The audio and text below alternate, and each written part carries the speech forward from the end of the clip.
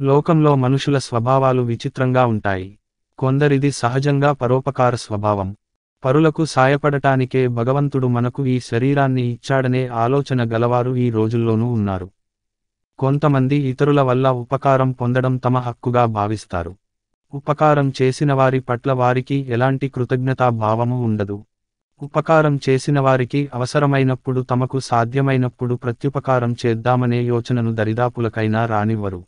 కొందరు ప్రత్యుపకారం చేసే అవకాశం లేకపోయినా తమకు సాయం చేసిన వారికి రుణపడి ఉన్నామనే సద్భావన కలిగి ఉంటారు. లోకక్షేమం కోసం సమాజ కళ్యాణం కోసం త్యాగాలు చేసిన మహనీయులు వెలసిన భూమి ఇది. లోకక్షేమం కోసమే శివుడు గరళకంఠుడయ్యాడు. రాక్షస సంహారం కోసం ఋషి దధీచి తనువు చాలించాడు.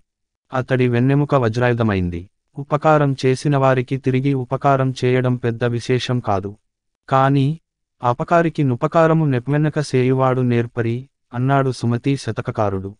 హాని చేసిన వారికి మేలు చేయడాన్ని జనులు కీర్తిస్తారన్నాడు ఎర్రాప్రగడ భారతంలో. చంపదగిన శత్రువు తన చేతికి చిక్కినా కీడు చేయకుండా వీలైన మేలు చేసి పొమ్మనడం మంచిదంటాడు వేమన. వెనకటికి ఒక నాయకుడి మిత్రుడొకరు, మీవల్ల ఉపకారం పొందినవారు మీ గురించి చెడ్డగా మాట్లాడుతున్నారు.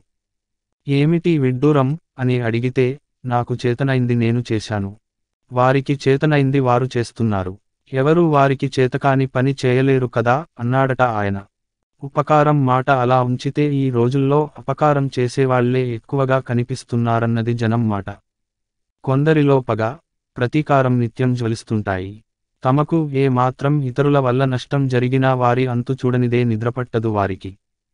ధర్మరాజు కృష్ణుడితో, పగ మనసులో ఉంటే అది పాముతో సహజీవనం లాంటిది. పగ వల్ల పగ శాంతించదు. పగను సమూలంగా నాశనం చేయాలి అన్నాడు. కొందరిది అపకార స్వభావం. చిన్న పిల్లవాడు దారిన పోతున్న కుక్కపై రాయి విసిరి ఆనందిస్తాడు. కొందరు ఆకతాయిలు ఎదురైన స్త్రీలతో వృద్ధులతో హేళనగా మాట్లాడతారు. ఇక్కడ కారణమేమీ లేదు. జ్ఞానం లేనివాడు పిల్లవాడు. వయసు పెరిగినా బుద్ధిలేని మూర్ఖులు కొందరు. రాజ్యలోభంతో బాల్యం నుంచి దుర్యోధనుడు పాండవులకు హాని తలపెడుతూనే ఉన్నాడు. లోకం మెచ్చని అధర్మకార్యాలు అకృత్యాలు చేసేవారికి తాత్కాలికంగా విజయం లభించవచ్చు. కానీ అంతిమంగా ధర్మానిదే విజయం. అది దేవుడి తీర్పు. చెడ్డవాడికి లోకమంతా చెడుగానే కనిపిస్తుంది. అది దృష్టిలోపం. అటువంటి హానికర వ్యక్తులను సమాజం దూరం పెట్టాలి. కలుపు మొక్కల్ని ఏరిపారేస్తేనే క్షేత్రం సారవంతమవుతుంది. సమాజంలోని ఏ రంగమైనా అంతే.